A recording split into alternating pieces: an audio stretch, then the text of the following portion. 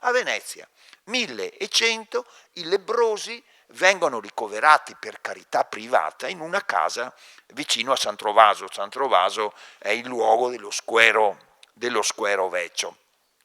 E poi per allontanarli dalla città, perché erano uno spettacolo veramente inquietante, i lebbrosi con i corpi devastati, morti e viventi, ecco che li si mette in un'isola marginale. Succederà la stessa cosa per la peste con i lazzaretti, isole marginali verso il mare, verso l'acqua salata. E San Lazzaro viene documentato fin dal 1196 come ricovero dei lebbrosi. Cosa succede di questa malattia?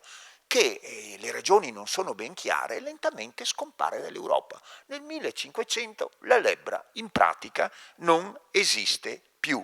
Però l'isola aveva ancora rendite altissime di tutti quelli che avevano fatto beneficenza all'ospizio dei lebbrosi. Rendite che però nel 1595 restavano lì non sfruttate perché di lebbrosi non ce n'erano più.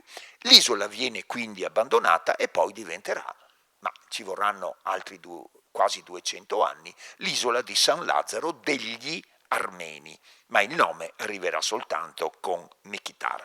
Quindi si chiude l'ospedale dei lebbrosi di San Lazzaro e fine 500 se ne apre un altro, qua vi mostro un canaletto, sul Rio dei Mendicanti. Perché si chiama Rio dei Mendicanti? Perché questo, che viene costruito nel tardo 500, è l'ospizio dei mendicanti che eredita il patrimonio di San Lazzaro dei lebbrosi.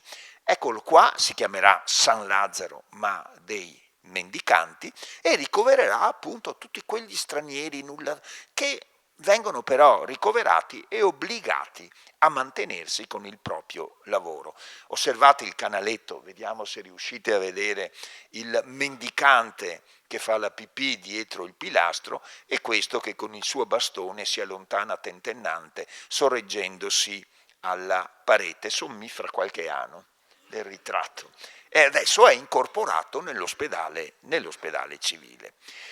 Va via una malattia, la lebbra, ne arriva un'altra di terribile, l'ultima malattia della quale vi parlo questa sera, poi chiudiamo, ed è la sifilide.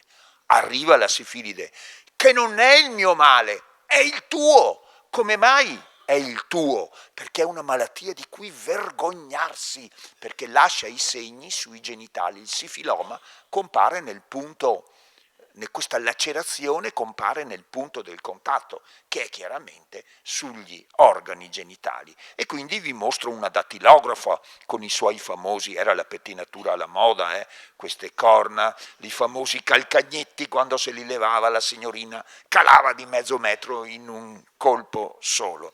Allora, siccome la malattia è nei genitali, è legata alla sessualità, spesso legata all'amore mercenario, alla dattilografia mercenaria, ecco allora che è sempre degli altri questa malattia. Vi faccio degli esempi, non mettetevi a ridere, è la verità. Allora, per noi italiani è il mal francese. Ho fatto un anacronismo, vi ho messo la Tour Eiffel, mi piace troppo, non c'entra col 500, ma insomma. Allora, per noi italiani la sifilide è il mal francese. Indovinate che cos'è per i francesi? Il mal di Napoli.